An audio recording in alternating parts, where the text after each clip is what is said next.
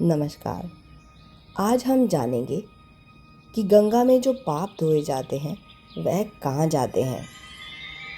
तो एक समय की बात है कि एक ऋषि बड़ी ही चिंता में डूबे हुए थे।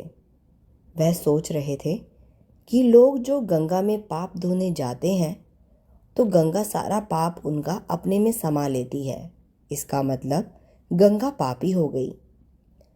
अब ये सोच रहे थे, फिर उन्हें लगा कि इसकी पुष्टि करनी चाहिए। इसके लिए उन्होंने तपस्या की। तपस्या करने के फलस्वरूप देवता प्रकट हुए तो ऋषि ने यह सवाल उनसे पूछा कि हे भगवान, जो पाप गंगा में धोया जाता है वह पाप कहाँ जाता है। इस पर भगवान बोले कि इस सवाल का जवाब तो स्वयं गंगा ही दे सकती हैं। चलो गंगा के पास चलते हैं। फिर वह दोनों गंगा के पास पहुँचे और गंगा से पूछा, हे माँ गंगा, आप में लोग अपने पाप धोने आते हैं। उन पापों को आप अपने में समा लेती हैं। फिर उन पापों के बोझ से क्या आप भी पापी हो जाती हैं? यह सुनकर गंगा जी ने बोला, नहीं, मैं क्यों पापी हुई? मैं तो सारे पाप ले जाकर समुद्र में अर्पित करती हूँ। इस पर वह लोग समुद्र के पास पहुँचे और समुद्र से पूछा कि माता गंगा लोगों का पाप धोकर आप में अर्पित कर देती हैं, तो क्या इसका मतलब ये हुआ कि आप पापी हैं? तब समुद्र भी बोले, नहीं, मैं पापी क्यों भला? सारे पाप लेकर भाप बनाकर बादल बना देता हूँ।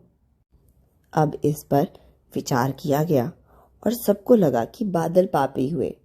वह अपना सवाल लेकर अब बादल के पास पहुँचे और बादल से पूछा कि हे बादल, सागर जिन पापों को भाप बनाकर बादल बना देता है, तो इसका मतलब ये हुआ कि सारे बादल पापी हुए।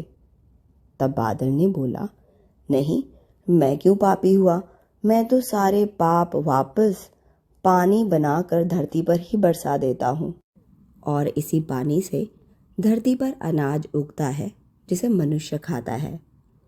उस अनाज को जिस मानसिक स्थिति में पैदा किया जाता है और जिस मानसिक वृत्ति के साथ उसे पाया जाता है, साथ ही में जिस मानसिक अवस्था में मनुष्य इसे खाता है, उसी के अनुसार मानव की मानसिकता बनती है। इसीलिए तो कहते हैं, जैसा अन्न वैसा मन। धन्यवाद।